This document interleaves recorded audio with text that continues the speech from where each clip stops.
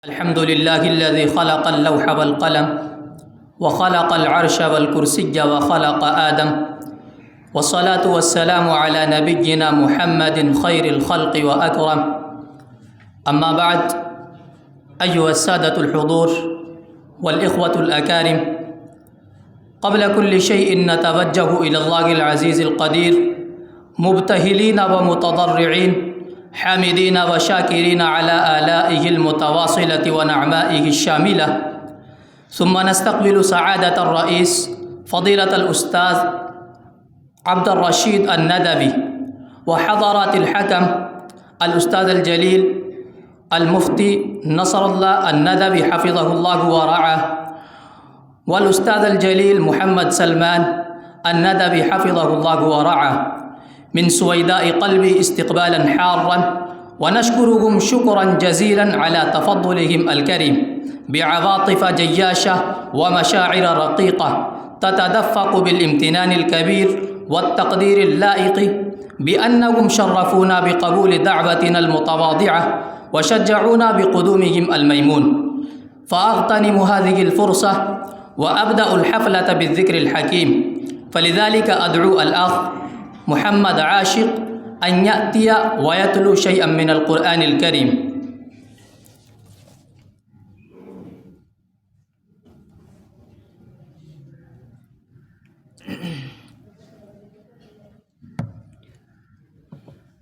أعوذ بالله من الشيطان الرجيم. بسم الله الرحمن الرحيم.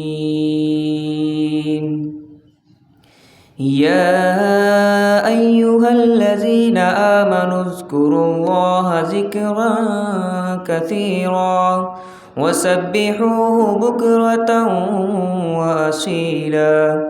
هو الذي يصلي عليكم وملائكته ليخرجكم من الظلمات إلى النور،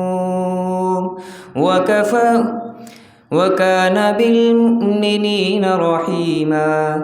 تحيتهم يوم يلقونه سلام، وأعد لهم أجرا كريما. يا أيها النبي إنا أرسلناك شاهدا ومبشرا وكريما. يا أيها النبي إنا أرسلناك شاهدا ومبشرا ونذيرا وداعيا إلى الله بإذنه وسراجا منيرا. وبشر المؤمنين بأن لهم من الله فضلا كبيرا. ولا تطع الكافرين والمنافقين ودع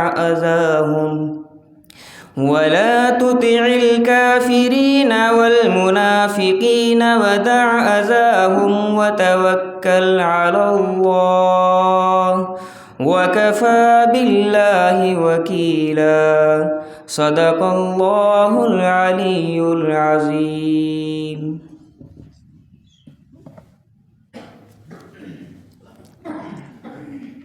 أيها الإخوة الأفاضل، إننا نشعر بالفرح والسرور والغبطة والحبور إذ نقوم بعقد هذه الحفلة المباركة للمقالات تحت راية النادي العربي، وهي أول حفلة للمسابقات السنوية.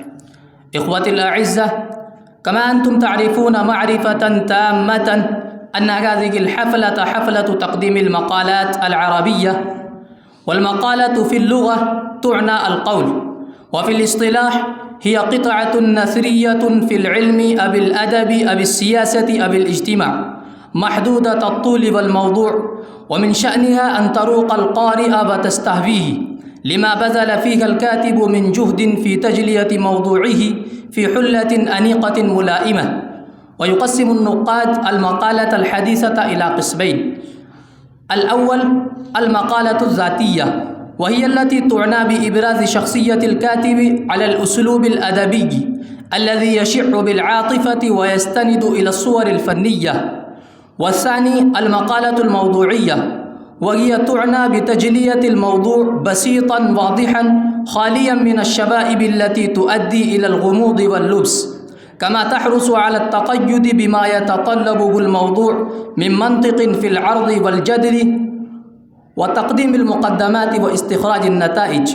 وكذلك تشتمل على استخدام البراهين وتعضيد بالشواهد والأدلة الثبوتية، والباحث فيها يناقش فكرة واحدة دون التطرق إلى موضوعات كثيرة، وهي تكون سهلة الفهم. أيها الحضور، إن المقالة تعد وسيلة من وسائل نشر الثقافة في المجتمع السياسي، فهي تعالج المشكلات السياسية والفكرية والاجتماعية التي تواجه المجتمع، وتساعد على التنبيه إلى قضايا الفكر والاجتماع، وتعد وسيلة من وسائل التعبير عن الرأي، فهي تزود الطلاب ثقافة عربية وتثير فيهم الذوق الأدبي الكامنة، وتقربهم إلى جمال الأدب العربي، وتهذب أفكارهم ونفوسهم، وتعطيهم ثروة كبيرة من الكلمات والتعبيرات والعبارات الجميلة.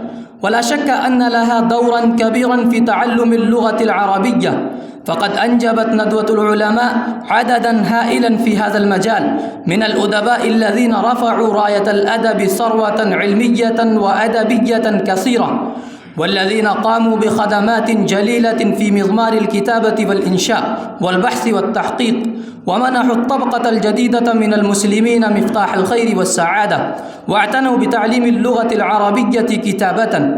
واعلموا أيها الإخوة أن اللغة العربية لغة راقية عالية، وهي لغة حية نامية لها أهمية كبرى، فهي لغة الكتاب والسنة، ولغة أهل الإسلام والدين، ولغة أهل الجنة. إنها ليست لغة الحياة فقط كسائر اللغات في العالم، بل إنها لغة الكتب الأثرية والأقطار العربية، فإن القرآن والسنة لا يفهمان بدون معرفتها والإتقان فيها.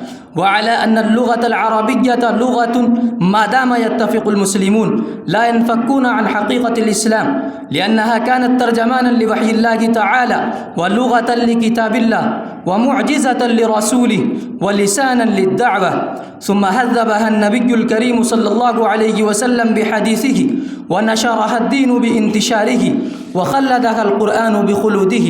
فالقرآن لا يسمى قرآنا إلا منها، والصلاة لا تكون صلاة إلا بها.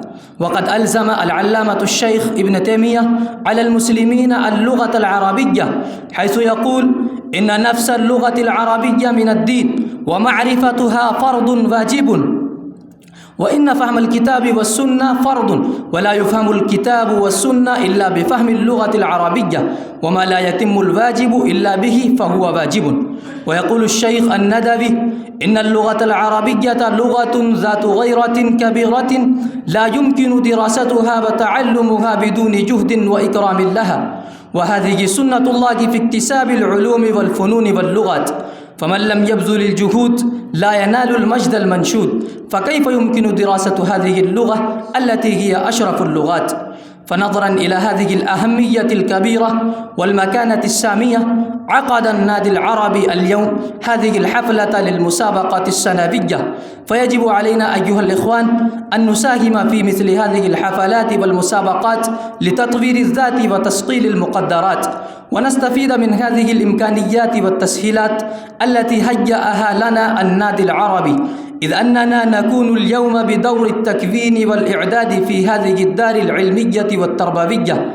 والآن أريد أن لا أحول بينكم وبين الكتاب وهم في عدد وجيه، والوقت محدود ومحدد، فأدعو الباحث الأول محمد عمر فاروق، السنة الثالثة العالية من قسم الألف، ألتمس منه أن يتفضل وليقدم مقالته. عمر فاروق. لكل طالب 3 دقائق، ويدق الجرس الأول في 2.5 دقائق، ويدق الجرس الثاني بعد 3 دقائق. عمر فاروق هو أمير الغائبين. وبعد ذلك أدعو علاء الدين السنة الثانية العالية من قسم الألف.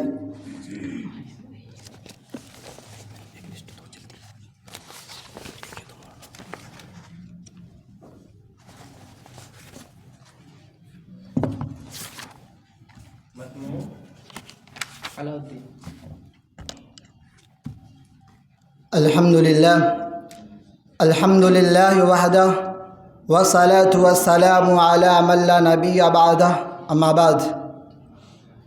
قال الله تعالى: أعوذ بالله من الشيطان الرجيم، بسم الله الرحمن الرحيم. وكذلك جعلناكم أمة وسطا لتكونوا شهداء على الناس ويكون الرسول عليكم شهيدا إلى الآية. إني أريد أن أتمنى أن أخطب بين أيديكم خطبة وجيزة حول المقالة: مسؤولية الدعوة والهداية إلى الحق. نعم أيها الشباب، فهذا هو المبدأ الكريم الذي يحتاج الإنسان إليه في كل عصر ومصر. وإذا لم يتبع الإنسان هذا المبدأ فلن تحصل له الراحة في الحياة. ولقد استطاع رسول الله صلى الله عليه وسلم بجهود شاقته وتفانيه في العمل لهداية الإنسان إلى مبدأ الحق والهداية والمواساة بين الإنسان والإنسان، وأن يكون في حياة كل واحد منهم مبدأ التقوى وهو الاحتياط في الحياة ورعاية الحق واتباعه في ذات نفسه وفي سلوكه مع غيره. قضى رسول الله صلى الله عليه وسلم حياته في هذه الدعوة وفي تربية الناس على مبدأ العبادة للإله الواحد واختيار التقوى في حياته. وترك رسول الله صلى الله عليه وسلم لما بعد حياته مسؤولية الدعوة إلى هداية الناس إلى الحق والعمل بالمعروف واختيار التقوى في السيرة والمعاملات ميراثا لمن جاء بعده من المسلمين، وجعل المسلمين مسؤولين عن العمل في هذا المجال باختلاف الأزمان والبلدان. ولكن الذي يوصف له أن المسلمين أداء حق هذه المسؤولية، بل أصبحوا كغيرهم ممن لا يؤمنون بهذه القيم الإنسانية الرشيدة والسلوك على طريق الحق. ولا يمكن أن يعود العالم إلى الإنسانية الفاضلة إلا بالسير على طريق الإسلام الرشيد. نعم أيها الأحباب، إن الإنسان ولوع بالظاهر، إنه يركز عنايته على تجميل الجسم واللباس تركيزا بالغا ويبذل اهتمامه ووسعه. لذلك مع أن الإسلام يؤكد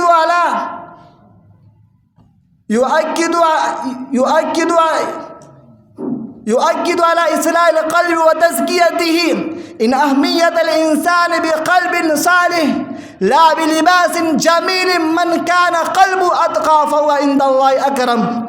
لا يفلح له من يأتي الله بقلب سليم، ومن حرب القلب السليم في الدنيا يكون خاسرا.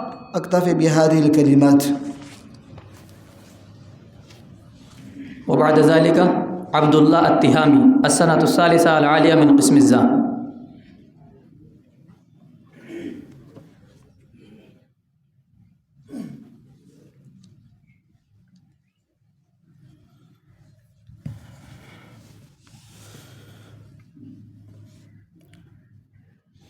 رئيس الحفلة وأساتذتي المكرم، موضوع مقالتي العلم والثقافة في العصر العباسي. عصر الدولة العباسية هو عصر الإسلام الذهبي الذي بلغ فيه المسلمون من العمران والسلطان ما لم يبلغوا من قبل ولا من بعد، وأثمرت فيه الفنون الإسلامية وزهت الآداب العربية ونسج العقل العربي. العلم في العصر العباسي.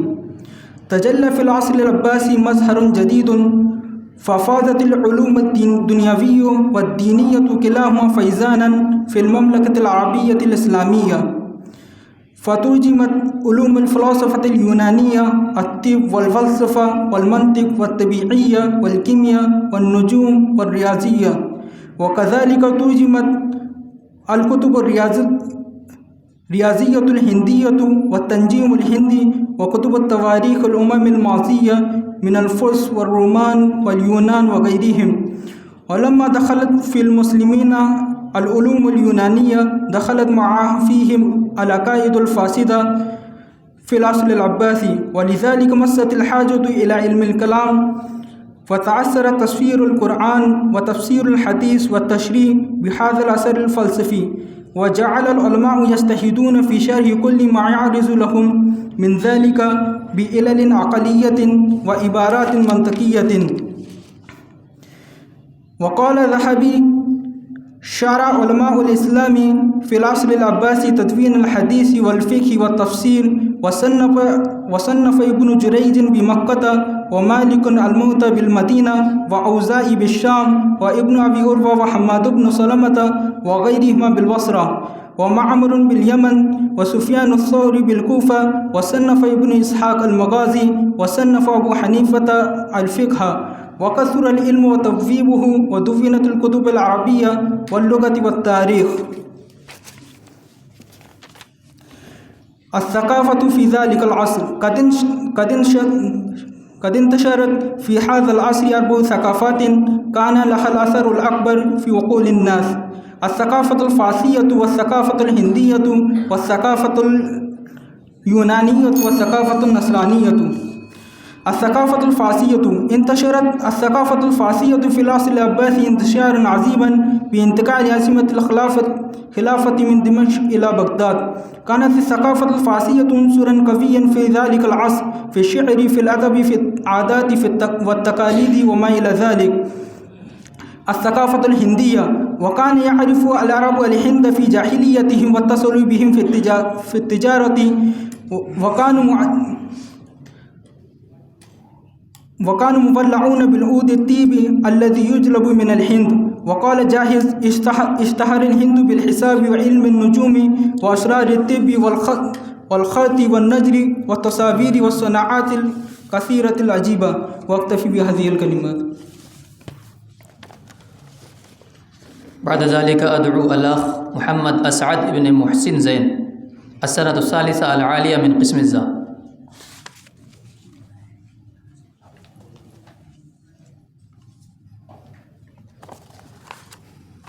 الحمد لله والصلاة والسلام على رسول الله وعلى آله وصحبه أجمعين، أما بعد. رئيس الحفلة الموقر وحضرات الحكم، إخواني وأحبائي، أريد أن ألقي أمامكم مقالة وجيزة حول الموضوع العلم والثقافة في العصر العباسي.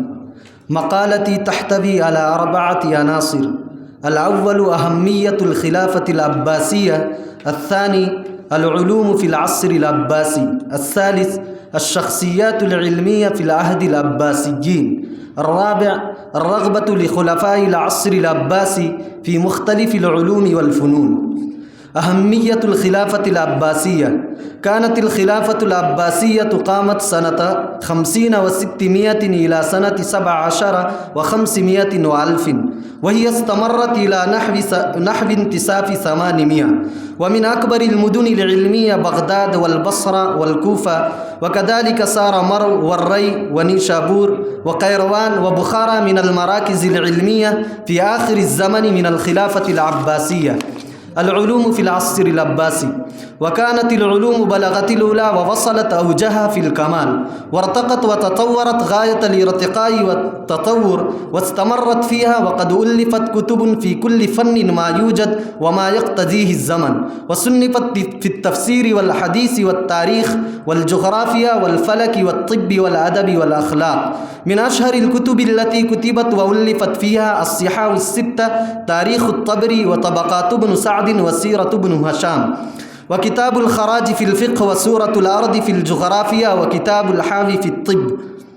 وكان علم النحو والصرف منتقلا من مختلف المراحل إلى التدوين والترتيب، وظهر على منصة العالم مرتبا ومدونا، وهكذا اللغات وغيرها. الشخصيات العلمية في عهد العباسيين، ومن أبرز الشخصيات العلمية الأئمة الأربعة يسلك مسلكهم في الفقه ويقتدى بهم من الإمام أبي حنيفة، والإمام مالك، والإمام الشافعي، والإمام أحمد. والإمام البخاري يستند كتابه صحيح البخاري في فن الحديث، وسماهم الإمام أبو يوسف والإمام محمد وابن المبارك.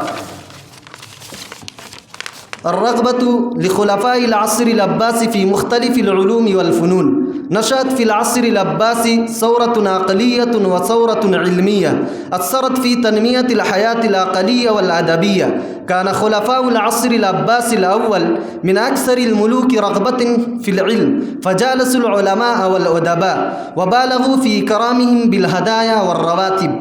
يعتبر الخليفة المنصور العباسي هو أول من شجع الترجمة للاستفادة منها في الشؤون السياسية والاجتماعية والطب والفلك والنجوم. هذه بعض الدراسات حول الموضوع العلم والثقافة في العصر العباسي، وأكتفي بهذه الكلمات، وآخر دعوانا أن الحمد لله رب العالمين.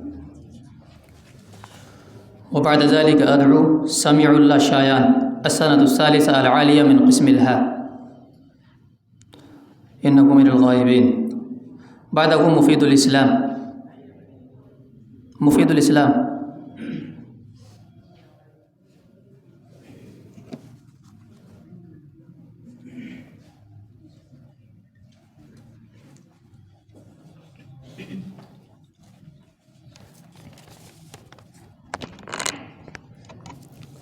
السلام عليكم ورحمة الله.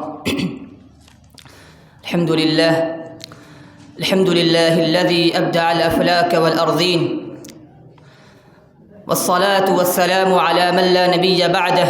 أما بعد، أولا من قبل تقديم المقالة عن الموضوع العلم والثقافة في عصر العباس، أود أن أرحب بأساتذتي ترحيبا حارا جما، والحاضرين في هذه الحفلة الدينية المباركة المقدمة، وبالذين كانوا مقدمين أسماءهم في جدول النادي العربي لتقديم المقالة أيضا.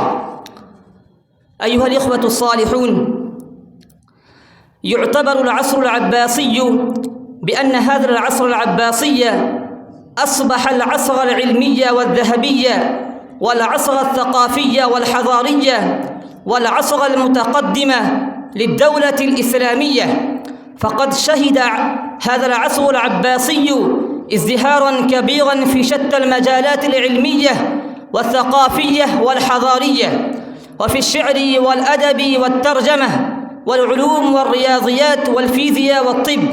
هذا القول أقول لكم بكامل الوعي وصواب، وإن هذا القول واضح كوضوح النهار.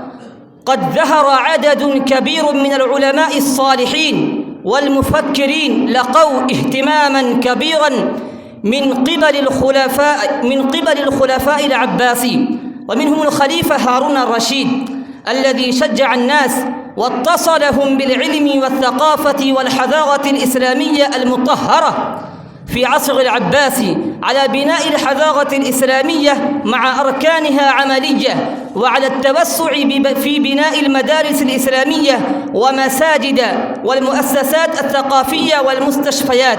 أيها الإخوة، بين هؤلاء العظماء الذين بعثوا على الناس في عصر العباسي بأن يزينوا أنفسهم بالعلم والثقافة والحضارة الإسلامية، نحن الآن لا نذكر من هؤلاء العظماء إلا شخصيتين من كون الوقت قليلا.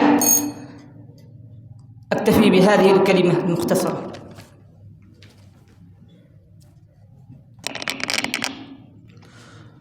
وبعد ذلك أدعو الأخ عطاء الرحمن السنة الثالثة العالية من قسم الزا.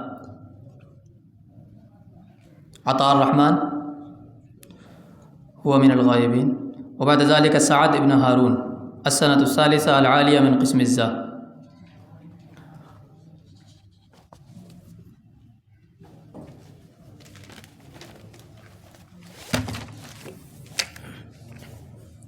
حامدا ومسليا، أما بعد. رئيس الحفلة المؤقر، حضرات الحكم والمستمعون الكرام، موضوع مقالتي معكم اليوم العلم والثقافة في العصر العباسي. العلم والثقافة هما عمودان أساسيان لكل قوم، وبهما يعرف الإنسان والجماعة. فأما العلم في العصر العباسي، العصر العباسي هو العصر الذهبي الحقيقي في الجانب الفكري والعلمي، حيث ظهر في هذا العصر مختلف العلوم، سواء كانت العلمية أم الأدبية، كالفلسفة والترجمة وغيرها من العلوم والفنون. ازدهرت الحركة العلمية في العصر العباسي، بحيث شهدت تطورا كبيرا في شتى العلوم والفنون والميادين والمجالات، ويرجع ذلك إلى ظهور عدد كبير من العلماء والأدباء والمفكرين، وأيضا بسبب اهتمام الخلفاء العباسيين بالترجمة وانتشارها على نطاق واسع. إضافة لما سبق، فقد شهد العصر العباسي توسعا في التعليم بشكل عام، حيث تم إنشاء العديد من المدارس والمؤسسات التي تعنى بالثقافة، كدور الربط والعلم، بالإضافة للمساجد. اهتم الخلفاء العصر العباسي اهتماما كبيرا بالعلم والعلماء، حيث كان رجال العلم والعلماء من المقربين للخلفاء في ذلك الوقت وشجعوهم، وهذا هو الأمر الذي أثر كبيرا على رقي المستوى الفكري في ذلك الوقت. أبرز العلماء الداعمين للعلم والعلماء الخليفة العباسي هارون الرشيد. انفتح العباسيون على مختلف الحضارات الثقافات، مثل الحضارة الفارسية واليونانية والهندية، حيث تنوعت أنواع العلوم في العصر العباسي.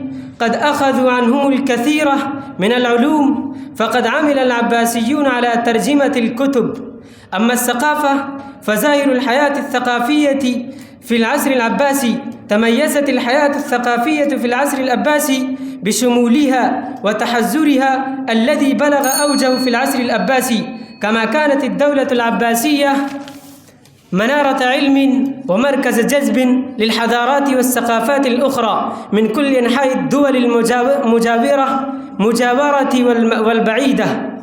ومن أهم مظاهر الثقافة في العصر العباسي ما يأتي انتشار المكتبات العامة وإقبال عامة الشعب على القراءة والثقافة، والدور الرائد الذي لعبه الخلفاء العباسيون من دعم للعلم والثقافة وتقريبهم للعلماء والأدباء ومجالستهم إلى جانب إجزال العطايا والهبات لهم، مما ساهم في ازدهار الحياة والثقافية بشكل كبير. أشهر الأدباء والعلماء في العصر العباسي، من أبرز العلماء في العصر العباسي من يأتي ذكرهم أبو بكر الرازي والحسن بن الهيثم وجابر بن حيان والخوارزمي. ومن أبرز الشعراء العصر العباسي المتنبي والبحتري وأبو نواس وأبو العلاء المعري وأبو العتاهية وأبو تمام وابن الفارس. واكتفي بهذه الكلمات، وآخر الدعوانا الحمد لله.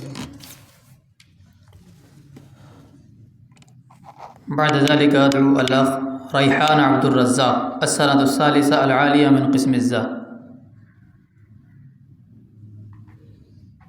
ريحان عبد الرزاق هو من الغائبين أيضا. وبعد ذلك عتيق الرحمن السند الثالثة العالية من قسم الباء.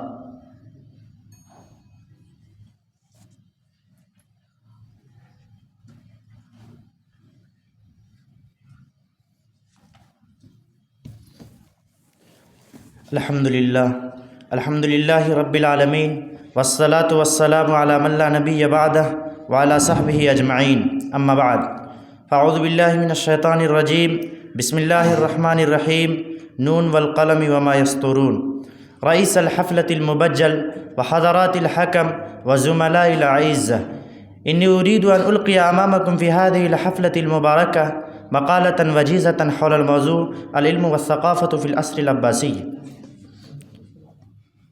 لا يزال يبرز العلم والثقافة في عصور مختلفة في صور شتى ولا سيما في العصر العباسي. إني قسمت مقالتي هذه في الفصلين، أحدهما العلم والثاني الثقافة. العلم في العصر العباسي. العلم له دور مهم في العصر العباسي قام به عدد من أهم المتخصصين في تراث الحضارة العربية الإسلامية في مجالات الدراسة الدينية والتعليم، وقد تنوعت مآثر المسلمين ما بين العلوم مثل الفقه والحديث وعلم الكلام والعلوم العربية من النحو والصرف وتصنيف المعاجم والشعر، وكذلك لهم إسهامات كبيرة في الطب والفلك والكيمياء والرياضيات والتنجيم وغيرها من العلوم والفنون. هنا نقدم كتبا في النحو برزت ونالت قبولا عاما كالمفصل للزمخشري والكافية والشافية للأستاذ البارز ابن الحاجب وكتاب لسيبويه، كلها صنفت تحت رعاية الخلفاء العباسيين.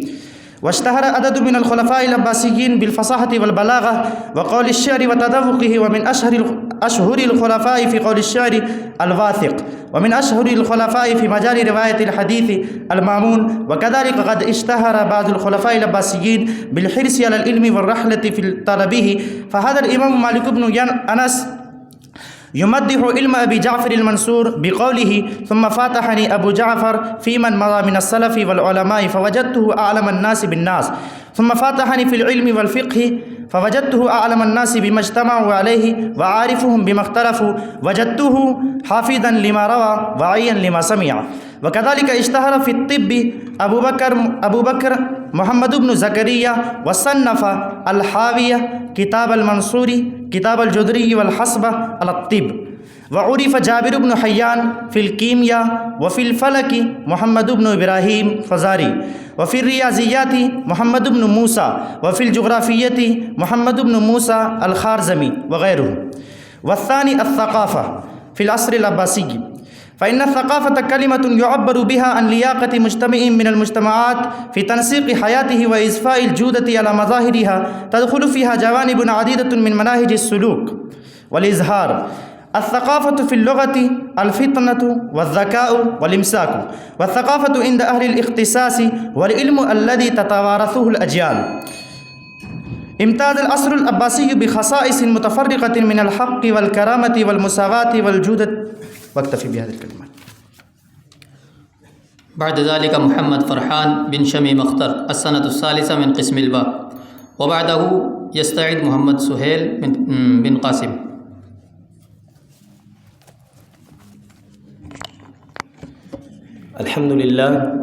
الحمد لله رب العالمين، والصلاة والسلام على رسوله الكريم. أما بعد، رئيس الحفلة المؤقر، حضرات الحكم وإخواني الأحبة، أريد أن ألقي أمامكم مقالة وجيزة حول الموضوع المحدد العلم والثقافة في العصر العباسي.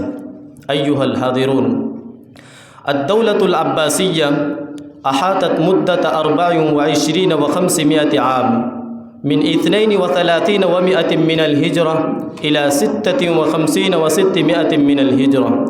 وفي هذه الدولة العظمى قامت المراكز العلمية والثقافية.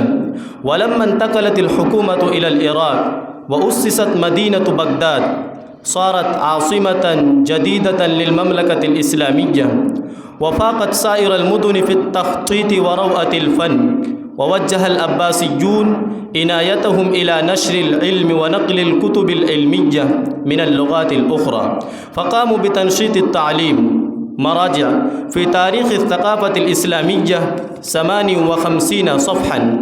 أيها الإخوة، ازدهر التطور العلمي ازدهارا عظيما بالغا في هذا العصر، وألفت كتب في تفسير القرآن الكريم المقدس، وجمعت دواوين الحديث النبوي على المستوى الرسمي والفقه، وكذلك في الخطابة والكتابة والطب والفلسفة والمنطق والتصوير والخط، وفي تدوين علم النحو والصرف والكلام والعروض والرياضيات والجغرافية وعلم الحيوان وعلم النبات والكيمياء والجراحة وفن القراءة وما إلى ذلك. أيها الحاضرون، الحياة الثقافية في العصر العباسي نشأت في العصر العباسي الأول ثورة عقلية وثورة سياسية أثرت في تنمية الحياة العقلية والأدبية، وهذا يرجع إلى اتساع الدولة وامتزاج ثقافات متعددة ساهمت في سير حركة الفكر والعلم والأدب وتشجيع الخلفاء للترجمة والنقل. لذلك ازدهرت الثقافة العربية الإسلامية إلى جانب ثقافات أخرى كاليونانية والهندية والإيرانية. أكتفي بهذه الكلمات.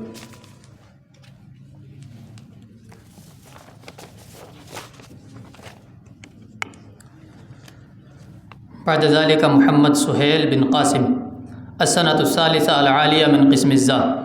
واعلموا أيها الإخوة أن الجرس الأول يدق للانتباه، ويدق الجرس الثاني لترك المنصة، فليترك بعد الجرس الثاني.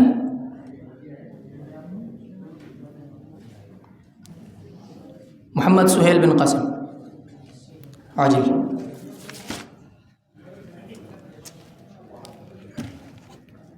السلام عليكم ورحمة الله وبركاته. الحمد لله رب العالمين، محمد وآله وأصحابه أجمعين، رئيس الحفلة المؤقر وأساتذة الأجلاء وإخوتي في الدين، يسرني غاية السرور أني أقدم أمامكم مقالة العلم والثقافة في العصر العباسي. أيها الإخوة، قبل أن ندخل في هذا البحث لنوضح كيفية الحياة الثقافية في العصر العباسي، يجب علينا أن نشير إلى الحياة العقلية قبيل الثور، علما بأن الثورة التي أسقطت الدولة الأموية وأنشأت الدولة العباسية كانت نتيجة للتطور العقلي من قبل، بمعنى أن الذي دعا إلى انحطاط بني أمية إلى ظهور الدولة الجديدة هو بعينه تلك الحياة العقلية التي نسميها عادة الحياة العقلية العباسية، والحال أنه لم ينشأ قيام بني العباس الحياة على العقلية الجديدة، وإنما الحياة الجديدة هي التي أقامت الدولة العباسية. وفي الحقيقة العصر العباس هو أثر من آثار الحياة العقلية الجديدة التي نشأت عنها ثورة عقلية وتفتقت عنها ثورة سياسية حتى قضت على الدولة الأموية. وأثرت تلك الثورة بدورها في تنمية الحياة العقلية والعلمية والأدبية حتى تفتحت أجواءها، والسبب هو يرجع إلى اتساع الجو وامتزاج ثقافات متعددة التي أثرت تأثيرا مباشرا على سير حركة الفكر والعلم والأدب في العصر العباسي. والسبب الآخر هو تشجيع الخلفاء حركة الترجمة والنقل، فشاعت الثقافة العربية الإسلامية في تلك الأيام، كما انتشر الثقافة اليونانية والثقافة الهندية ولا سيما الثقافة الإيرانية بفصل المدارس والترجمات. وتشجيع الخلفاء كما يقول ترجي زيدان يمتاز العصر العباس الأول بأن من تولى فيه عرش بغداد كان من الخلفاء العلماء فرغبوا في العلم وإجلاس العلماء والأدباء. يا إخواني، والثقافة الإيرانية لعبت دورا مهما في تلك الحقبة من الزمن. وفي الحقيقة كانت الدولة العباسية على أكتاف الإيرانيين من الناحية السياسية، ومن ناحية الثقافية فتغول الإيرانيون في قلب الدولة العباسية. أكتفي بهذه الكلمات وآخر دعوانا الحمد لله رب العالمين. الباحث الآخر محمد سيف الأنصاري.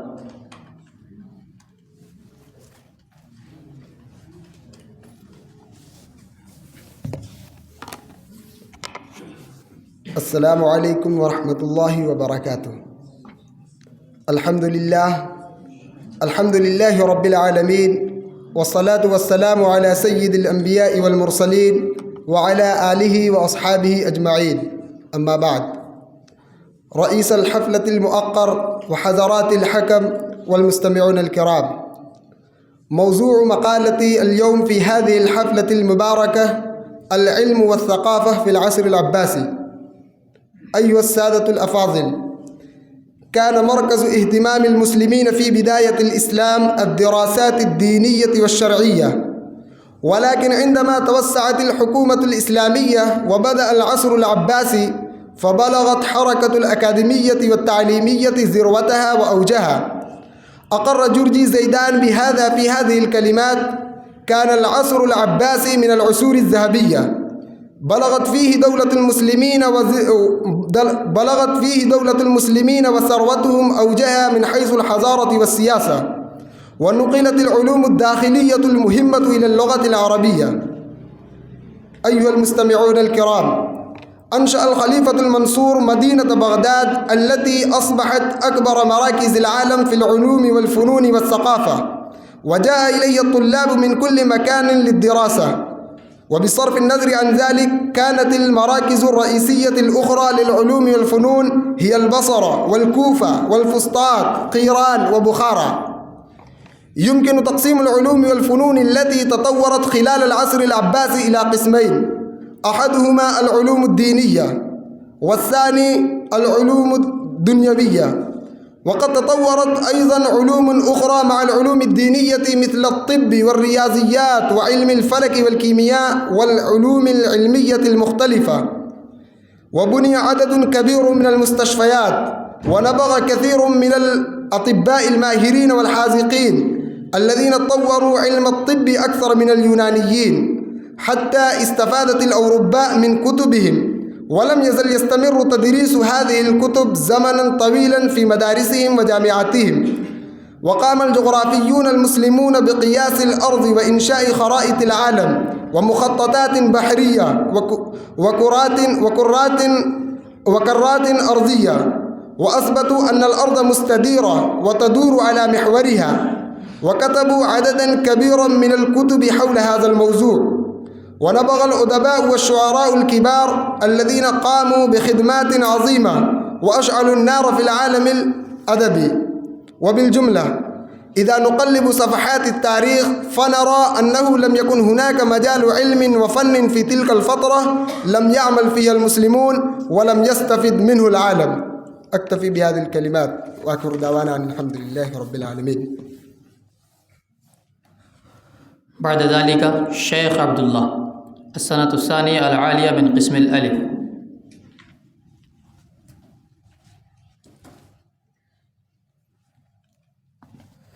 السلام عليكم ورحمة الله وبركاته.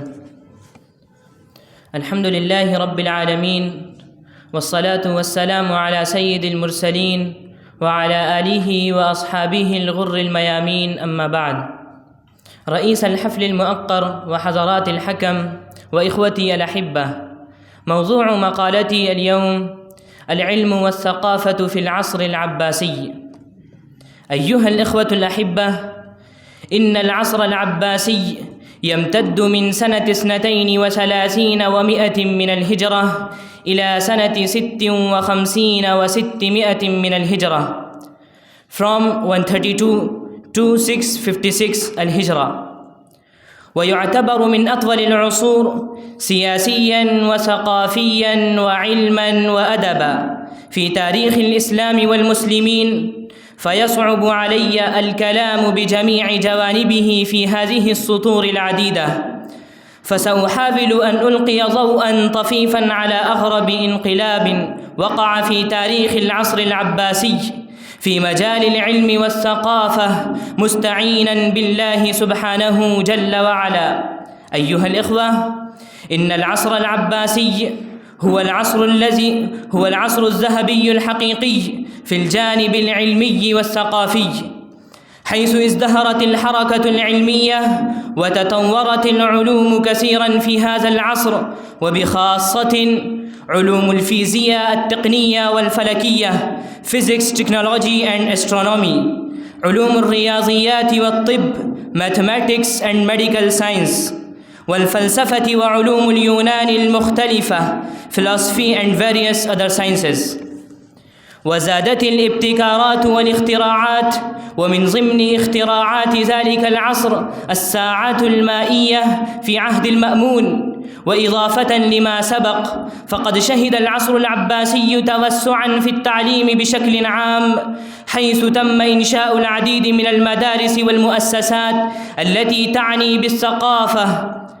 كذلك قد أتيح للثقافة العربية في العصر العباسي أن تستوعب الثقافات الأخرى المجاورة، فنتيجة لهذا الاستيعاب تميزت الحياة الثقافية في العصر العباسي، وصارت الدولة العباسية منارة علم وثقافة ومركز جذب للحضارات والثقافات الأخرى من كل أنحاء المجاورة والبعيدة.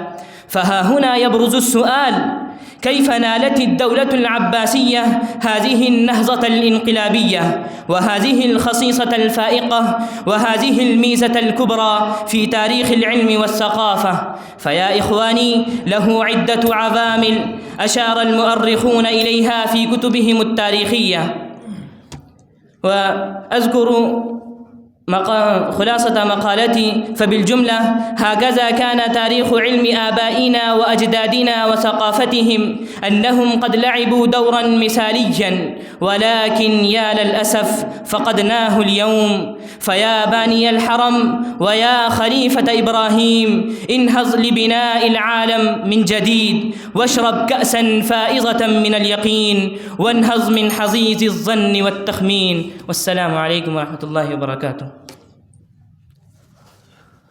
وعد الباحث الآخر عبد الله خان، السنة الثالثة العالية من قسم الجيم. عبد الله خان إنه من الغائبين. بعد ذلك عبد الناصر، السنة الثالثة العالية من قسم الجيم.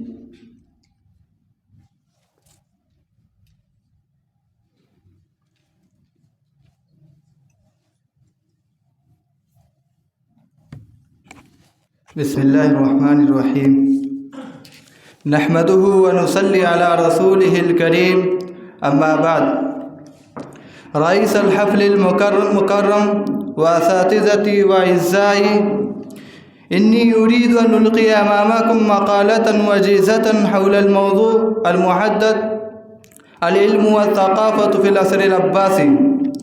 العلم قد ظهرت مؤسسة المدرسة في نيسافور في ظل الخلافة العباسية، ثم انتشر العلم منها بشكل واسع في أنحاء المملكة، وزاد النشاط العلمي في دار الخلافة، وصار الخلفاء من أحرص الناس على تعلم العلم والأدب وتعليمه لأبنائهم.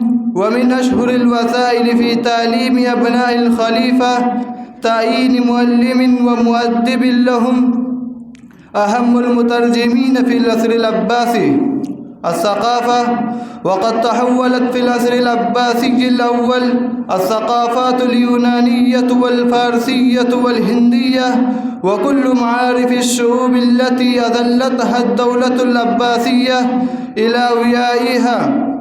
وتم هذه التحول عن الطريقين: طريق النقل والترجمة، وهذا الطريق لقي اهتماما واضحا من الخلفاء ووزرائهم وخاصة البرامكة.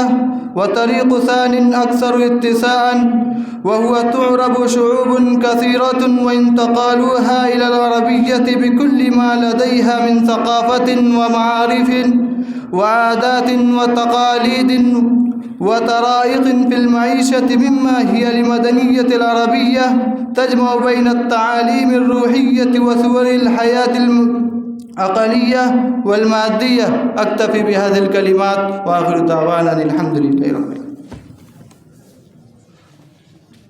والباحث الآخر حفظ الرحمن، السنة الثالثة العالية من قسم الجيم. حفظ الرحمن هو من الغائبين. بعد هذا سجد فيضان. سجد فيضان هو أيضا من الغائبين. محمد صناور خان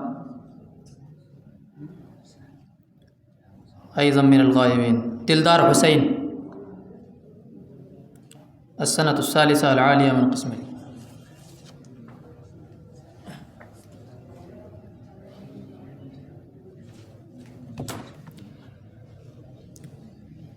بسم الله الرحمن الرحيم. الحمد لله رب العالمين، والصلاة والسلام على سيد الأنبياء والمرسلين محمد وآله وصحبه أجمعين. أما بعد،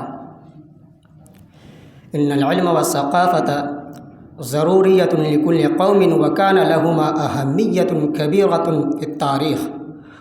وموضوع مقالة اليوم العلم والثقافة في العصر العباسي. أولا نذكر هنا العلم. قد ظهرت مؤسسة المدرسة في نيشابور في ظل الخلافة العباسية، ثم انتشر العلم منها بشكل واسع في أنحاء المملكة، وزاد نشاط العلمي في دار الخلافة، وصار الخلفاء من أحرص الناس على تعلم العلم والأدب وتعليمه لأبنائهم. ومن أشهر الوسائل في تعليم أبناء الخليفة تعيين معلم ومؤدب لهم أهم المترجمين في العصر العباسي. قد ترجمت كثير من الكتب في العصر العباسي. الأول ابن مقفع، هو من مترجم العصر العباسي لأول، وترجمته مختلفة عن ترجمة غيره من معاصريه. الثاني حنين بن إسحاق، يعد من أكبر مترجم هذا العصر، قد اختار منهجا علميا. والثالث متى بن يونس، كان من المترجمين البارعين في هذا العصر. الثقافة، وقد تحولت في العصر العباسي الأول الثقافة اليونانية والفارسية والهندية وكل معارف الشعوب التي أظلتها الدولة العباسية إلى وعائها. وتم هذا التحول عن طريقين: طريق النقل والترجمة، وهذا الطريق لقي اهتماما واضحا من الخلفاء ووزرائهم وخاصة البرامكة. وطريق ثاني أكثر اتساعا، وهو تعرب شعوب كثيرة وانتقالوها إلى العربية بكل ما لديها من ثقافة ومعارف وعادات وتقاليد وطرائق في المعيشة، مما هي لمدنية عربية تجمع بين التعاليم الروحية وصور الحياة العقلية والمادية. أكتفي بهذه الكلمات. بعد هذا محمد أويس، السنة الثالثة العالية من قسم الأدب. محمد أويس لم يحضر. وبعد هذا محمد طاهر، السنة الثالثة العالية من قسم الأدب. محمد طاهر هو لم يحضر. محمد عاصم، السنة الثالثة العالية من قسم الباء، وهو أيضا لم يحضر. وبعد ذلك حيدر علي. حيدر علي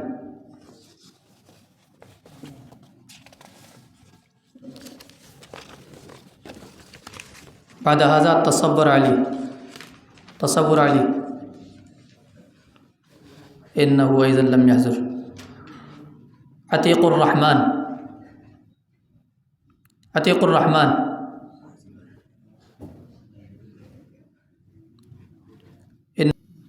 أن يتفضل وليقدم مقاله.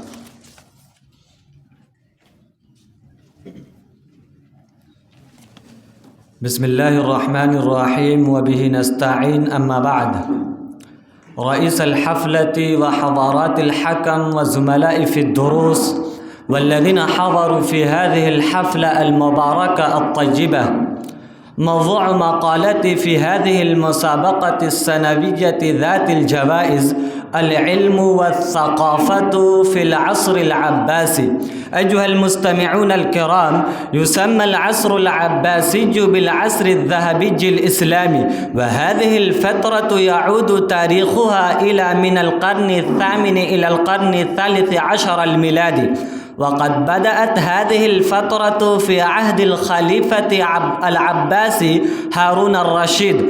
قد كانت مكانة العلم والعلماء كبيرة، حيث تم تكليف العلماء من كافة أنحاء العالم بجمع وترجمة كل المعروفة في العالم إلى اللغة العربية، وكان هذا بعد افتتاح بيت الحكمة في بغداد. وهنا عدة نقاط مهمة. الأولى، اهتمام الخلفاء العباسيين بالعلم والعلماء والحركة والثقافة. لقد اهتم الخلفاء العباسيون بالحركة العلمية والحضارية، وذلك من خلال الاهتمام بالعلماء والشعراء والأدباء والمترجمين برعايتهم من الناحية المعنوية والمادية، وتشجيعهم الدائم على التأليف والبحث في جميع المجالات، والتوفير لجميع الاحتياجات التي يطلبونها من أجل البحث. الثانية، تأسيس المدارس كانت من أهم ملامح الحركة العلمية العباسية. من ضمن الأمور الهامة التي تميز الحركة العلمية في العصر العباسي اهتمام الخلفاء العباسيين بتأسيس المدارس التي تنشر العلم وتخرج العلماء في جميع المجالات. من أهم هذه المدرسة المدرسة المستنصرية التي أسسها الخليفة العباسي المستنصر بالله، والمدرسة النظامية التي أسسها الوزير السلجوقي نظام الملك، والتي كانت تعتبر من أشهر المدارس الإسلامية في هذا العصر، والمدرسة الشرابية التي أسسها الخليفة العباسي الناصر لدين الله. فيا أيها الإخوان، تطورت العلوم بشكل واضح في العصر العباسي الأول، علم الفلك والفيزياء والطب والفلسفة، حيث اهتم الخلفاء العباسيون بالعلم واعتبروه وسيلة الازدهار للدولة. ومن أبرز اختراعات ذلك العصر آلة الاسترلاب التي تدل على مدى تطور وتقدم العلوم عند العباسيين. آخر دعوانا. بعد هذا محمد سلمان، السنة الثالثة العالية من قسم الباء. محمد سلمان هو من الغائبين. وبعد هذا آصف خان، السنة الثانية العالية باء.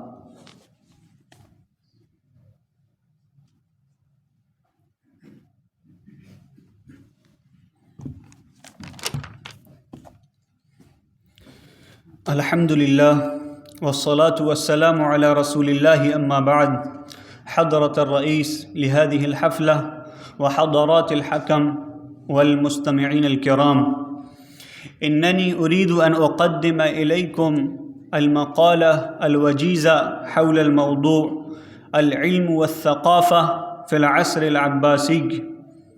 إخواني، إن الخلافة العباسية تمتاز من بين الحكومات الإسلامية علمية، دينية، ثقافية وسياسية.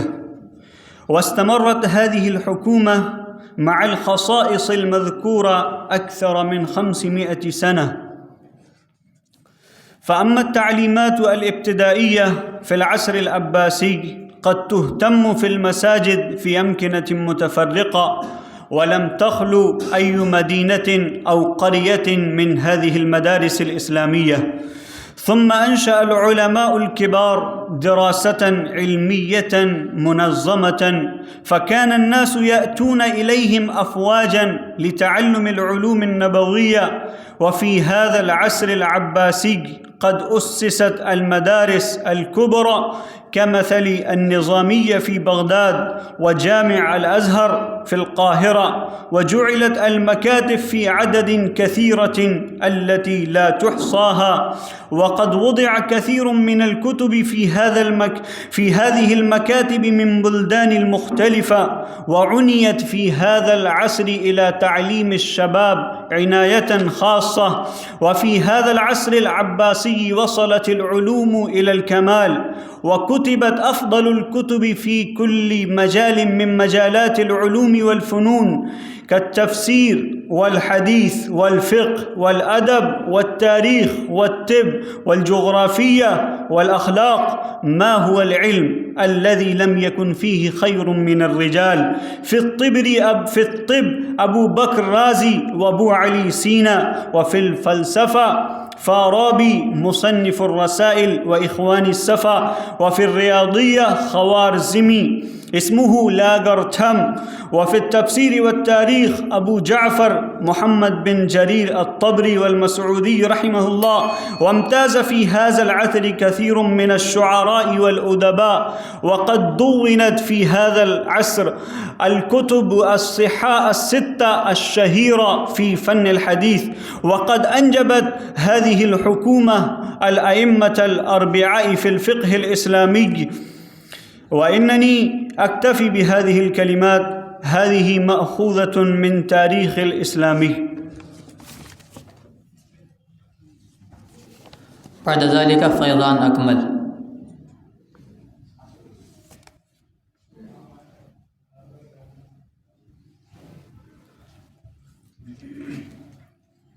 السلام عليكم ورحمة الله وبركاته. الحمد لله والصلاة والسلام على رسول الله. أما بعد، رئيس الحفلة المبجل وحضرات الحكم والمستمعين الكرام، إني أريد أن أقدم أمامكم المقالة المختصرة حول الموضوع العلم والثقافة في العصر العباسي.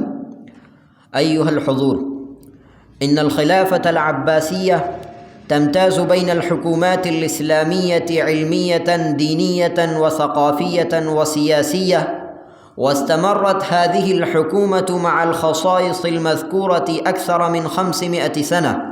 ولكن نتوجه الآن الموضوع الأصلي، وهو العلم والثقافة. أما التعليمات الابتدائية في العصر العباسي فقد توجد في المساجد في أمكنة متفرقة، ولم تخلو مدينة أو قرية من هذه المدارس الإسلامية. ثم أنشأ العلماء الكبار للعلوم العالية دراسة منظمة، فكان الناس يأتون إليهم أفواجا لتعلم العلوم النبوية. وفي هذا العصر العباسي قد أسست المدارس الكبرى كمثل النظامية في بغداد وجامع الأزهر في القاهرة، وجعلت المكاتب في عدد كثير، ووضع فيها كثير من الكتب من البلدان المختلفة، وعنيت في هذا العصر إلى تعليم الشباب عناية خاصة.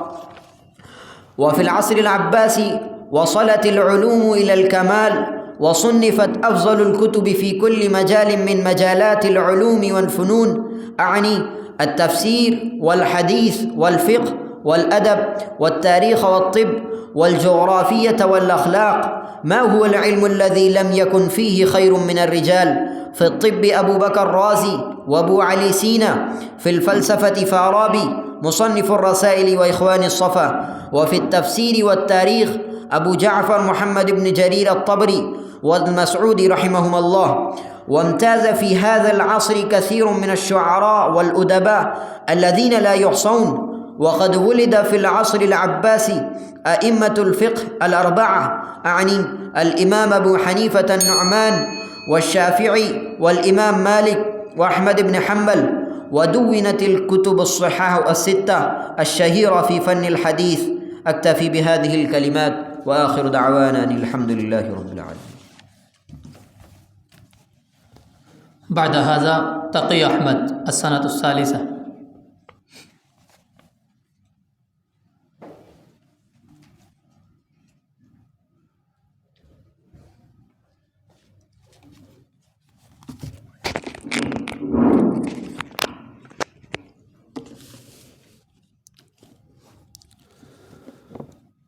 الحمد لله والصلاة والسلام على رسول الله، وبعد.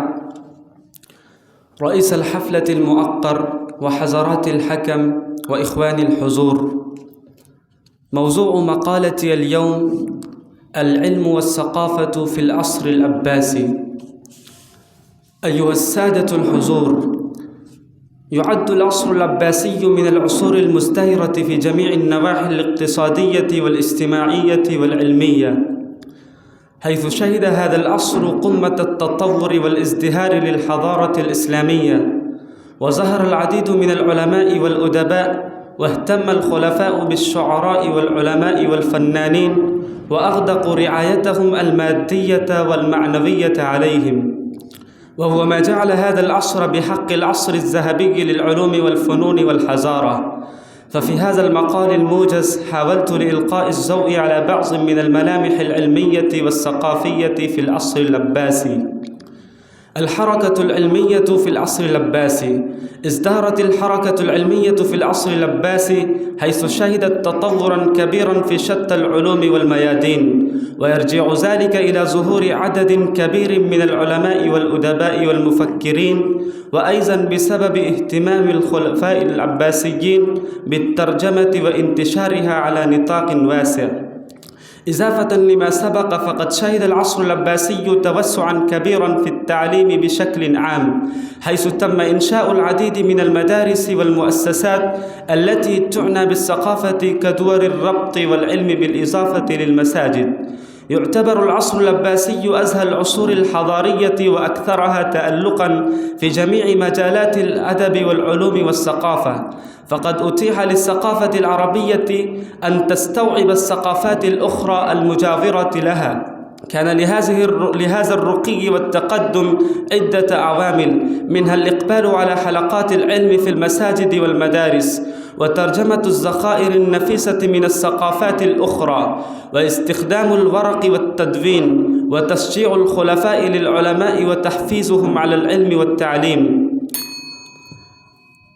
وبالجملة فإن الحياة الثقافية قد تميزت في العصر العباسي بشمولها وتحزرها الذي بلغ أوجه في العصر العباسي، كما كانت الدولة العباسية منارة علم ومركز جذب للحضارات والثقافات الأخرى من كل أنحاء الدول المجاورة والبعيدة، مما نمى الحركة الثقافية ودعمها بشكل ملحوظ.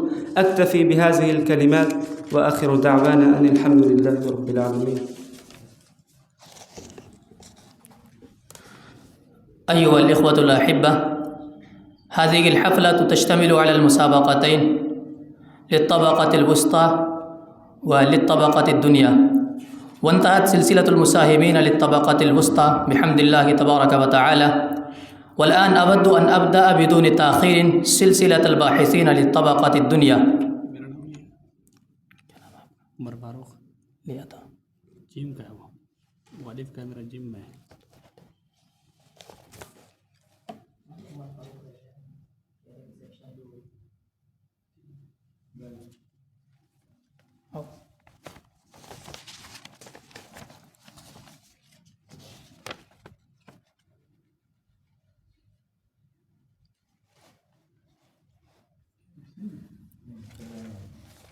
النوبة الأولى.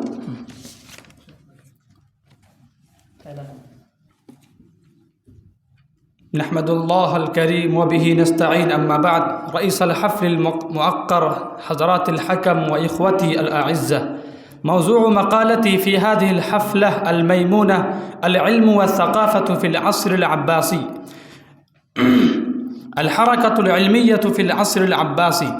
أيها الحضور، مما لا شك فيه أن نبات التأليف والترجمة قد بدأت وظهرت الكتابة الفنية في الدولة الأموية، ولكن اتسعت هذه الحركة في الدولة العباسية وارتقت وتقدمت حتى رأينا العلوم الدينية والدنيوية معا تفيض فيضان البحر العلمي.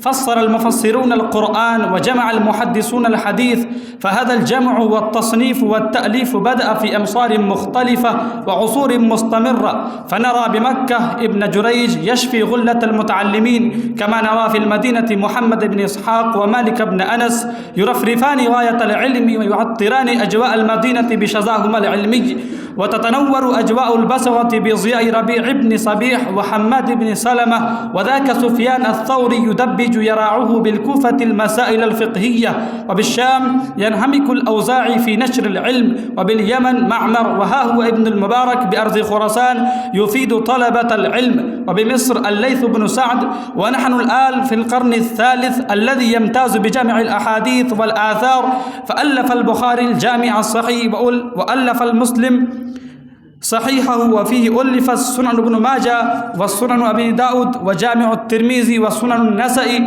وهي التي تسمى الكتب الستة التي عدت من أصح الكتب الحديث، ويلحق بها مسند أحمد.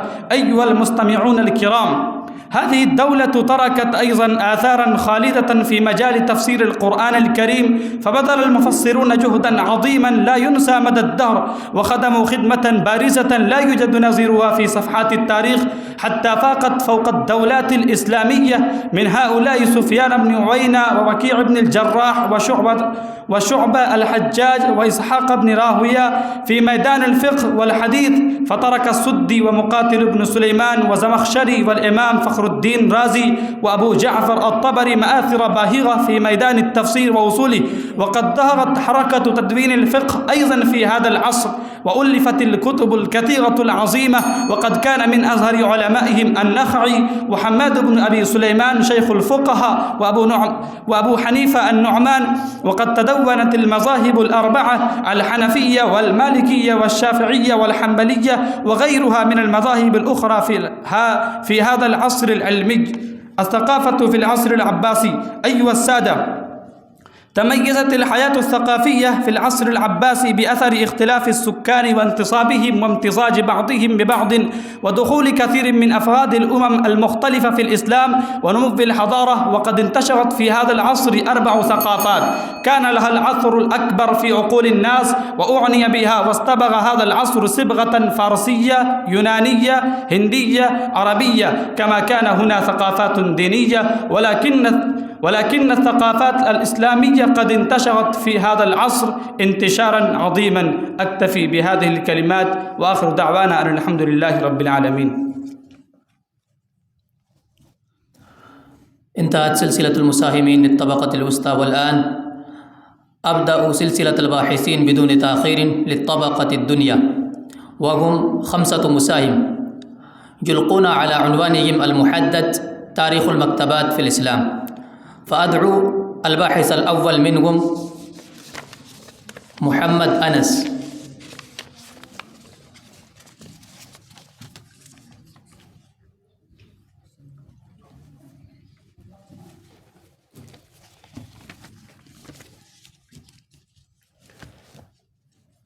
الحمد لله رب العالمين، والصلاة والسلام على سيد الأنبياء والمرسلين محمد بن عبد الله الأمين وعلى آله وصحبه أجمعين. فرئيس الحفل الكرام وحضرات الحكم، أريد أن أقدم عدة كلمات حول تاريخ المكتبات في الإسلام. إخوتي الأكارم، إن الإنسان يعبر عما في ضميره من الآراء والأفكار أمام المخاطبين بوسيلتين مهمتين، إحداهما اللسان والأخرى القلم. والقلم يحمل أهمية مرموقة بين الأوساط العلمية. إن الله سبحانه وتعالى يوضح أهمية القلم فيما قاله: الذي علم بالقلم علم الإنسان ما لم يعلم. إخوتي في الله، إن أهل الإسلام عنوا بهذا الجانب عناية تفوق الأذهان والعقول، كأنهم سقوا المكتبات بدموعهم ودمائهم. يقول الأستاذ منصور محمد سرحان: أقبل العرب على اقتناء الكتب إقبالا قل نظيره، وبذلوا المال الكثير من أجل الحصول على الكتب القيمة. بدأ الاهتمام بالكتاب يأخذ دوره في العصر الدولة الأموية، وساهمت حركة النقل من اللغات الأجنبية وخاصة اليونانية والفارسية إلى اللغة العربية في توفير العديد من الكتب النادرة من العلوم والمعارف. إخوتي الأحبة، نرى في هذا العصر علما من أعلام العلم العباقرة الخليفة الأموي الراشد عمر بن عبد العزيز، إنه اهتم بجمع الكتب وإعداد المكتبة الملكية، كما اهتم هشام بن عبد الملك بترجمة السجلات السريانية الرسمية إلى العربية. ثم توفرت المكتبات على اختلاف أنواعها وازدهرت في العصر العباسي. أسرد لكم بعض أسماء المكتبات القيمة الشخصية: مكتبة داود بن نصر التائي، مكتبة سفيان الثوري، مكتبة الواقدي، مكتبة علي بن يحيى، مكتبة الفتح بن خاقان، مكتبة الكند. هناك عدد لا بأس به من المكتبات الذاتية المهمة التي جذبت إليها قلوب عطاش العلم والفن. إخوتي الأكارم، إننا نجد في العصور الإسلامية نوعا آخر من المكتبات العلمية، وهذا النوع لا نظير له لدى الأمم والأقوام الأخرى، هو تأسيس المكتبات في المساجد. وهذا النوع نجده في القاهرة وحلب والشام والبلدان الأخرى. فعصارة الكلام، إن تاريخ العصور الإسلامية مزدان بالكتب والمكتبات التي لا تزول اليوم تنور مكتبات العالم وتفيد الباحثين والكتاب. أكتفي بهذه الكلمات وما علينا إلا البلاغ. بعد ذلك أدعو إسحاق أحمد، السنة الخصوصية الثانية من قسم الباء.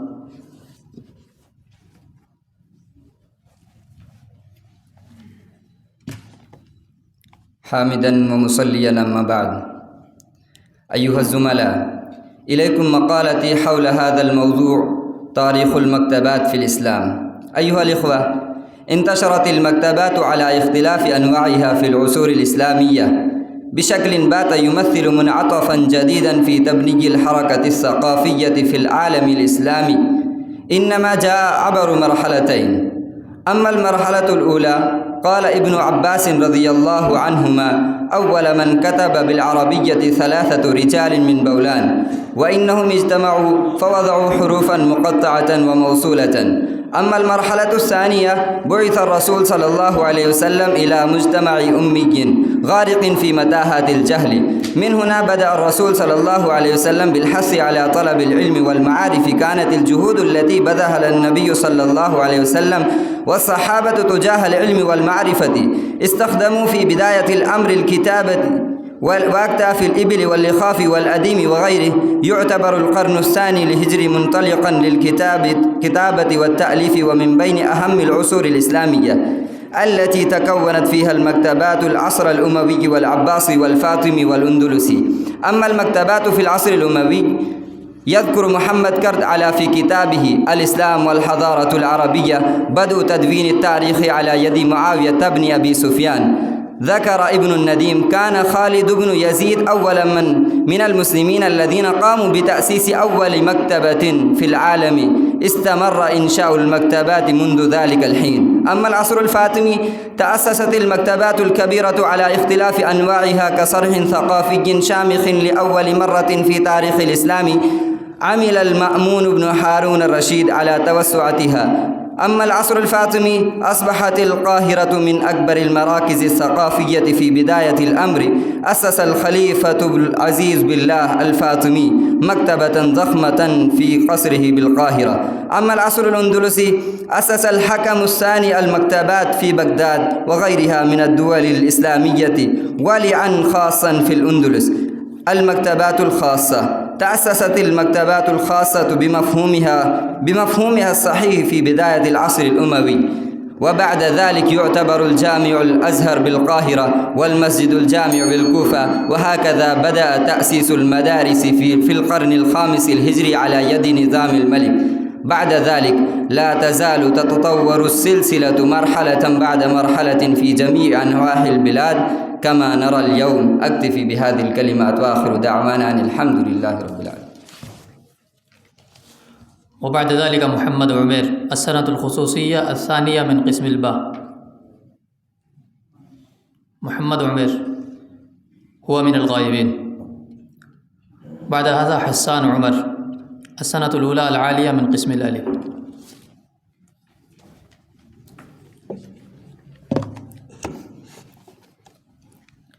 الحمد لله رب العالمين، والصلاة والسلام على سيد المرسلين وعلى آله وأصحابه أجمعين، أما بعد.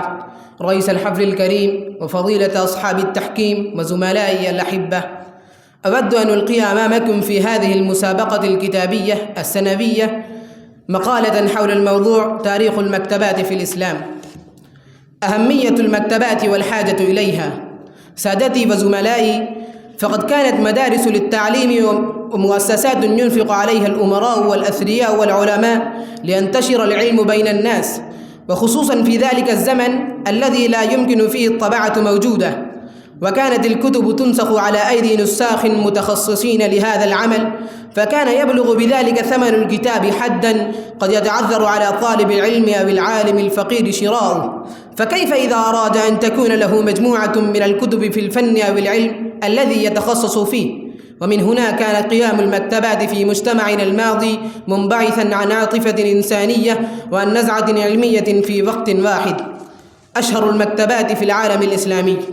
سادتي الأفاضل، أذكر بعض أشهر أسماء المكتبات التي كان لها ذكر في التاريخ: مكتبة الخلفاء الفاطميين في القاهرة، ومكتبة بيت الحكمة في بغداد، ومكتبة دار الحكمة بالقاهرة، ومكتبة الحكم بالأندلس، ومكتبة بني عمار في طرابلس، ومكتبة الفتح بن خاقان، ومكتبة ابن الخشاب، ومكتبة بني جرادة العلماء في حلب، ومكتبة الموفق بن المطران الدمشقي.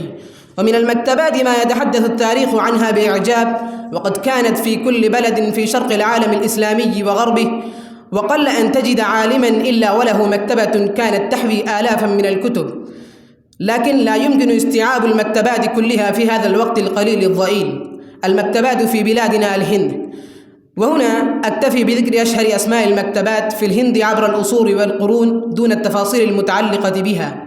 من المكتبات الهندية الشهيرة مكتبة الشيخ العلامة شبلي النعماني التابعة لندوة العلماء، ومكتبة خدابخش الواقعة في بتنا بهار، ومكتبة رضا الواقعة برامفور، ومكتبة ذاتية للشيخ فيصل أحمد الندوي في رحاب ندوة العلماء، ومكتبة الشيخ يونس المظاهري في سهارنفور.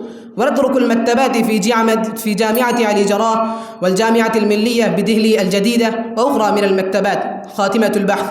سادتي، قد فاتني ذكر المكتبات التي كانت في المعرة والقدس وغزة وعسقلان ونيشابور وطهران واسطنبول وغيرها من المدن التي خربها الصليبيون. هذا حديث مكتباتنا في التاريخ الإسلامي، وهذه نهاية ما انتهت إليه. ولئن كان الاعتراف للأعداء بالجميل صعبا على النفس، فإن من الواجب أن نعترف أن دور المكتبة في أوروبا حفظت لنا كثيرا من البقية الباقية من هذا التراث، وأن فيها من ذخائر المؤلفات العربية والإسلامية ما لا يوجد مثله في العالم الإسلامي كله الآن. أكتفي بهذا القدر من الكلمات، والسلام عليكم ورحمة الله وبركاته. والباحث الآخر شهيد أحمد شكيل أحمد السنة الأولى من العالية.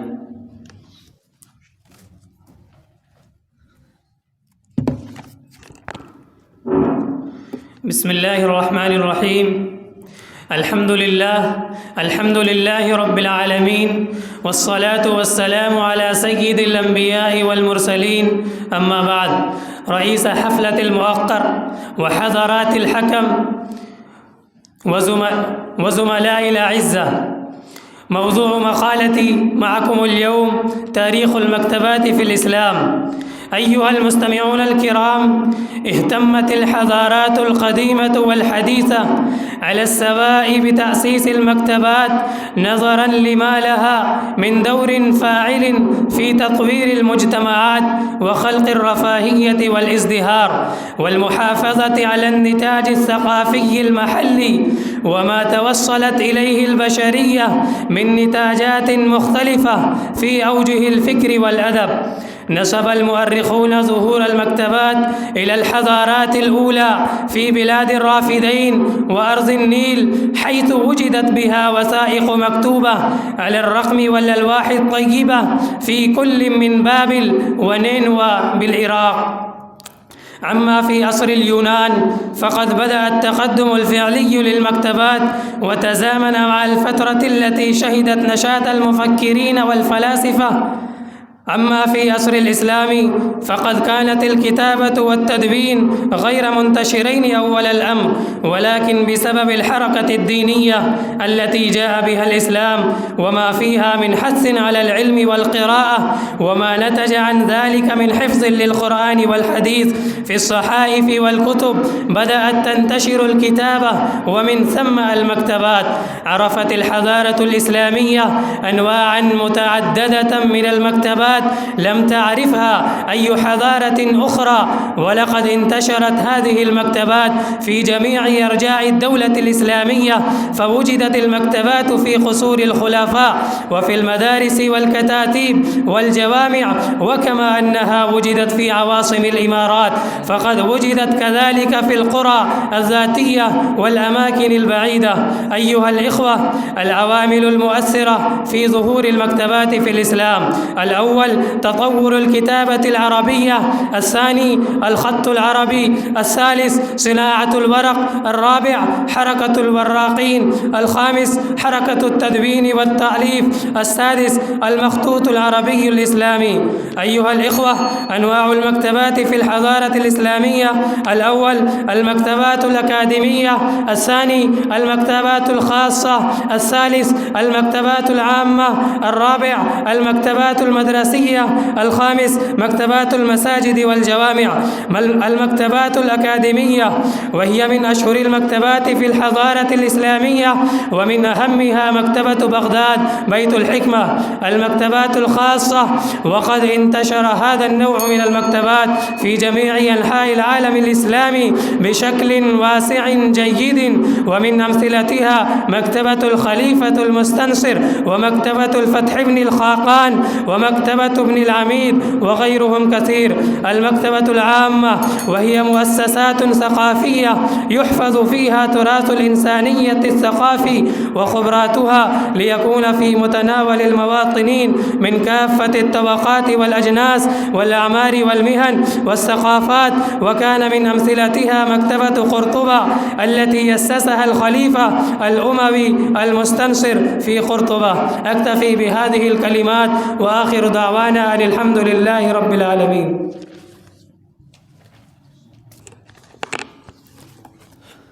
بعد أن فزنا باجتياز مرحلة الباحثين، نلتمس من سعادة الأستاذ فضيلة الشيخ نصر الله الندبي حفظه الله ورعاه أن يتحفنا بكلماته النافعة وتوجيهاته الرشيدة التي تكون لنا زادا بإذن الله في رحلتنا العلمية.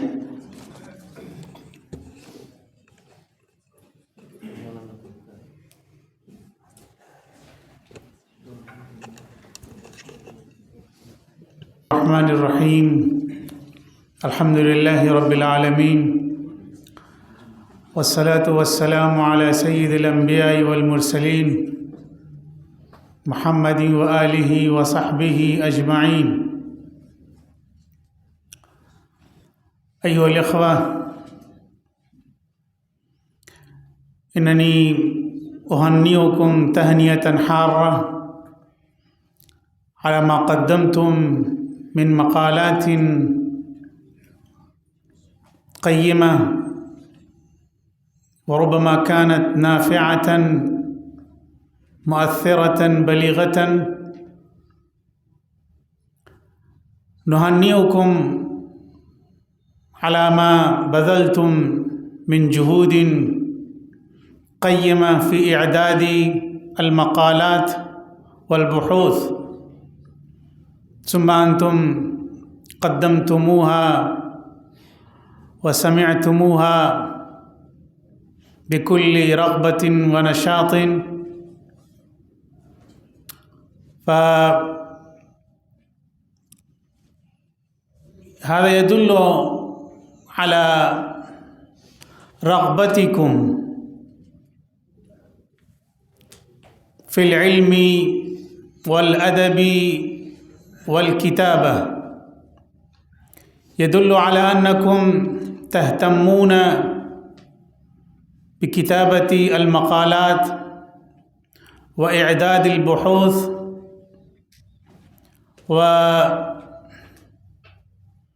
وتقديم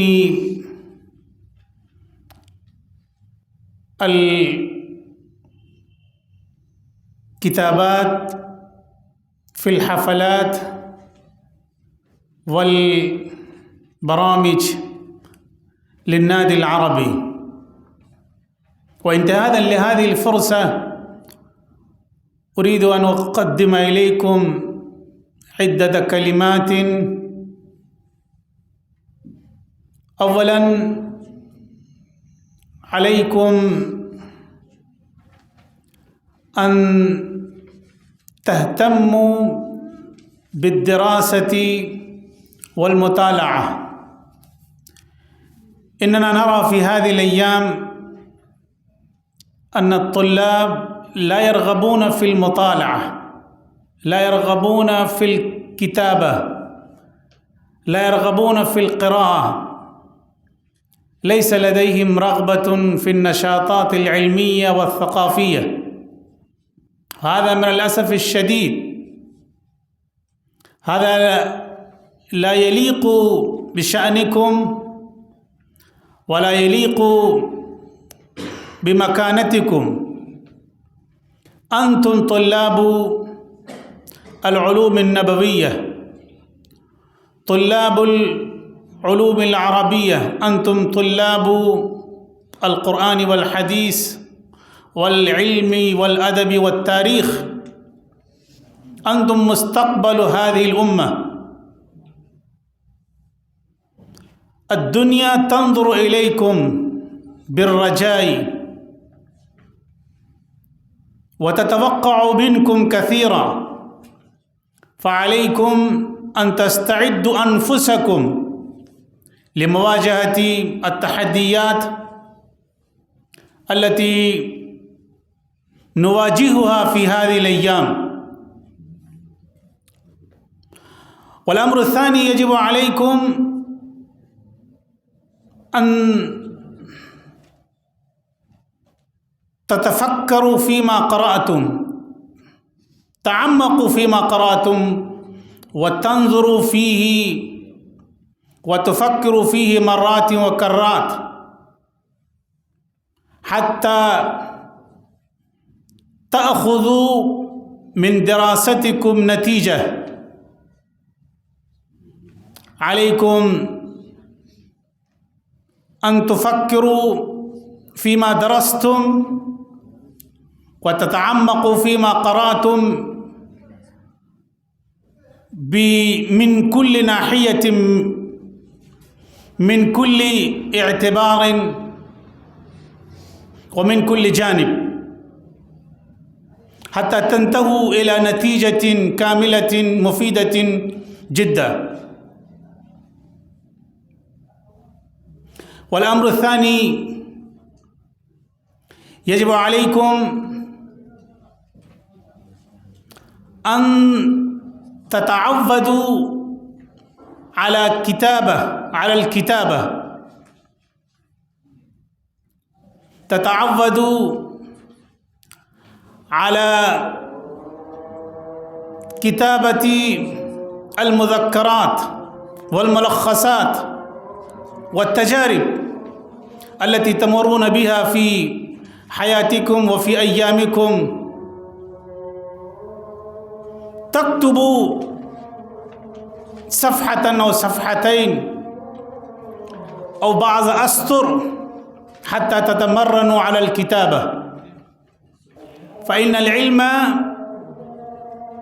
يزداد ويتقدم ويرتقي بالتمرن والتدرب والتكرار. إذا أردتم أن تكونوا كتابين قادرين بارعين في اللغة العربية، فعليكم أن تكتبوا يوما شيئا فشيئا. وإذا فعلتم ذلك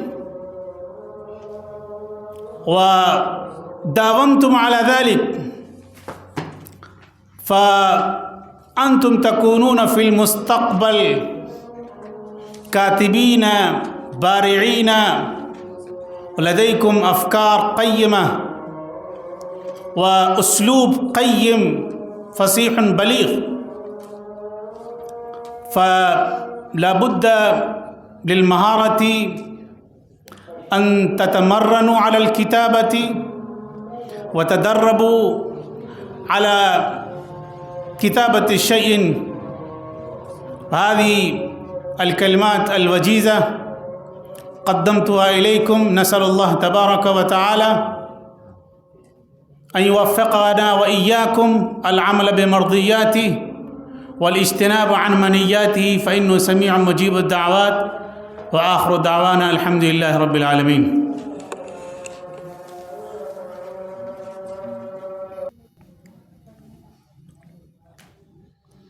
الحمد لله رب العالمين،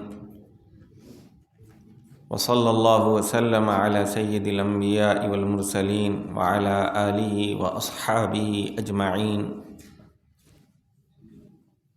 وعلى جميع الأنبياء والمرسلين وآل كل.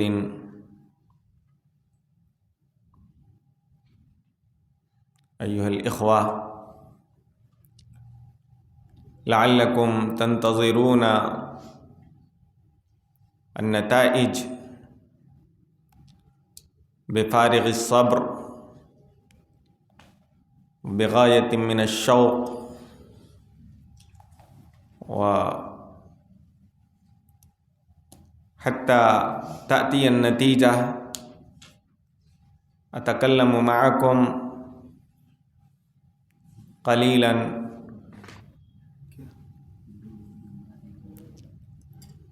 إنكم قدمتم هذه المقالات والبحوث وتستحقون تهنئة وتبريكا وتشجيعا على هذا العمل الذي قمتم به، وستنتفعون بذلك إن شاء الله سبحانه وتعالى. ولكن ينبغي أن تهتموا بكل ما تقومون به من عمل اهتماما أكثر من ذلك. عليكم أن تركزوا على صحة الكلمات وعلى صحة العبارة وعلى الإعراب، فهذا ما شعرنا في مقالاتكم، ولا بأس بذلك لأنكم في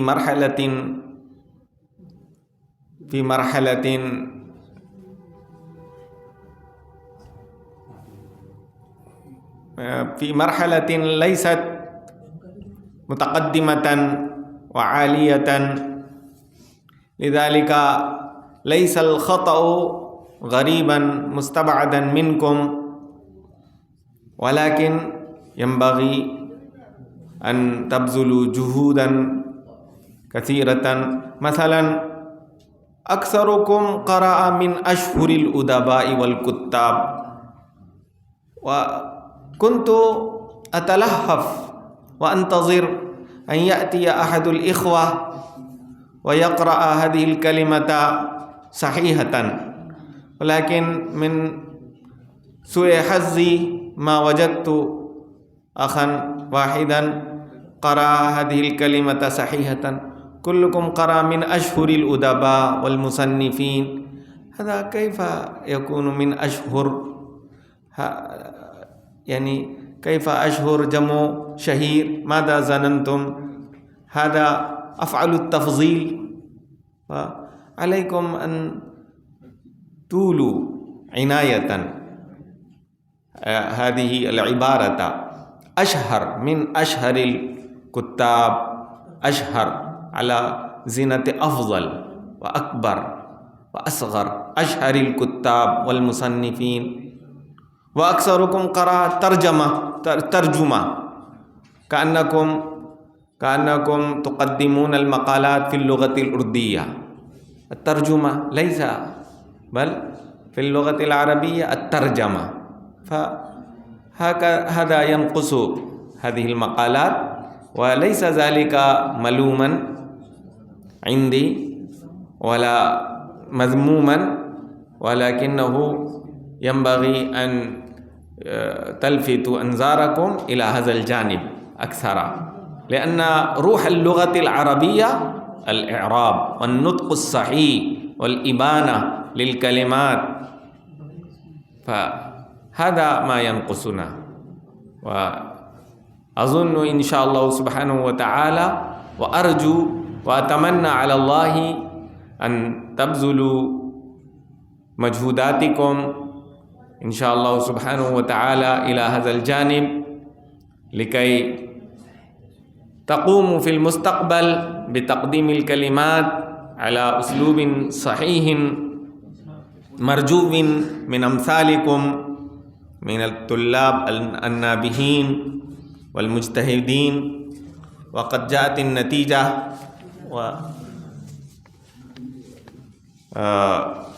أنا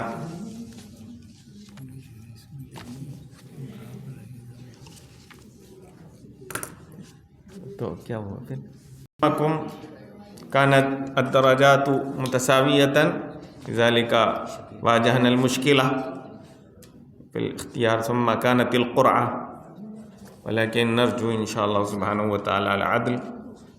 ففي الطبقة الوسطى حصل على الدرجة الأولى شيخ عبد الله، ونعم هذا، وعلى الثانية آصف خان، وعلى الثالثة عمر فاروق، وفي الطبقة الدنيا الأول أنس، والثاني شكيل، والثالث حسان، والرابع إسحاق. ما شاء الله، وكلكم يستحق تهنئة وتشجيعا، كلكم ناجحون إن شاء الله سبحانه وتعالى. سبحان الله وبحمده، سبحانك اللهم وبحمدك، نشهد أن لا إله إلا أنت، نستغفرك ونتوب إليك.